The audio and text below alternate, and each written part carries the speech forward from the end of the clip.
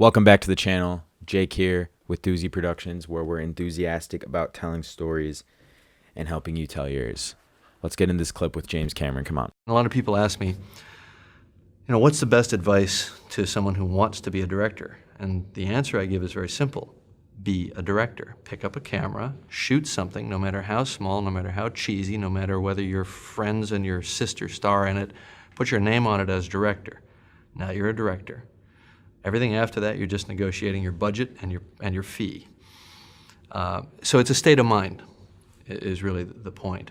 Once you commit yourself to do it, then the hard part starts, which is that you have to forswear all other paths, because you can't keep a foot in cabinet making and a foot in directing. You can't keep a foot in one job, and it's a total and all-consuming thing. And I suspect that many of the difficult and challenging things in the world, whether it's research or whatever, but certainly in the arts, must be all-consuming, because you're in competition with people who have made that decision, who have committed themselves 100%. You're competing for resources.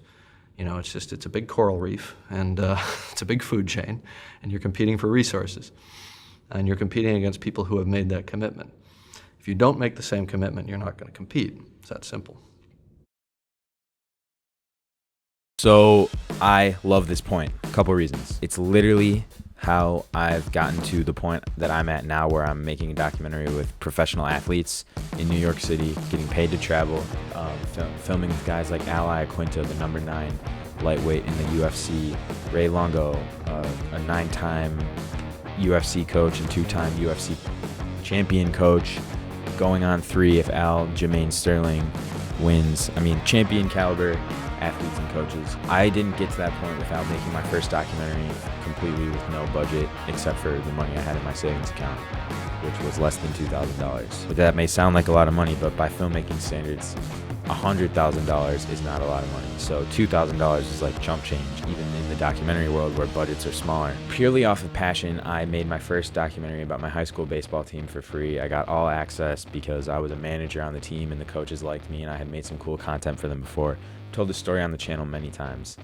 You can even go back and see all the content leading up to the premiere of that documentary, where I was actually able to profit on the money I had put into making it by about $2,000. So I basically doubled what my investment was. But basically, I love this point because it basically takes out all the BS of, oh, I don't have this tool, I don't have that tool, I don't have the right people. It's like, I literally, on my phone and a hand-me-down camera from my Aunt Sue, rest in peace, I made the first half of my documentary. Then I decided to invest in another camera just because I was already doing a lot of freelance stuff. So I got a Canon 80D, which is like it's like a $700 camera at this point. It's very outdated. But with no excuses, I did all of that by myself. I edited the whole thing by myself, and I had a little bit of help marketing the premiere, which is how I made my money back. That makes me a director, editor, producer of a documentary. And even though it was a small thing, I have all kinds of content to show for what I did leading up to make that documentary, and the proof is in the pudding. So now I can show that to people like a professional athlete like John, the Manimal Beneducci, who I referenced earlier, the fighter, and get him to agree to let me tell his story and to fund it. Once I do this, it's just a matter of time before we finish this one, and we have plans to do even bigger and better things together.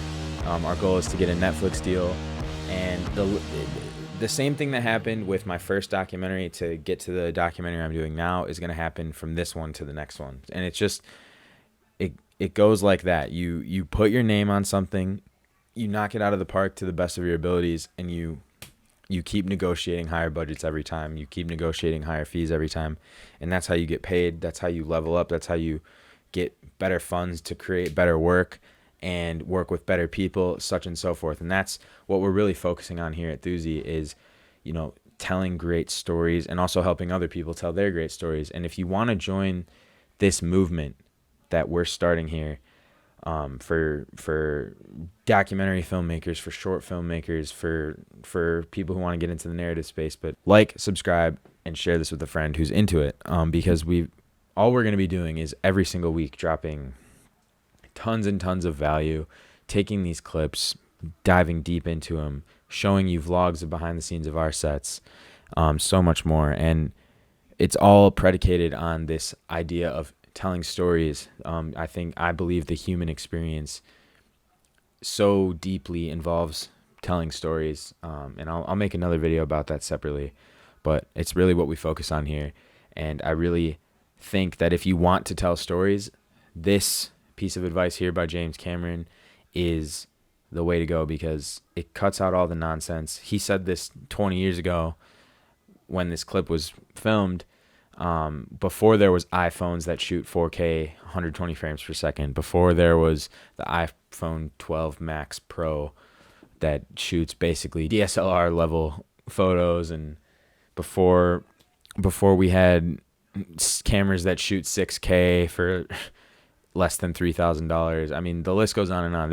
The resources now are so infinite that barriers to entry are so little, which means there's no excuse for you to make your first short film and knock it out of the park and keep climbing after that. So yeah, like I said, make sure if you're into these videos, if you're into this content, if you want to join the Thuzy movement, like the video, subscribe, and share it with a friend who might be interested, and help us build our community. It means a lot if you like this content. I'll see you guys in the next one. Thank you guys so much for watching. Peace out.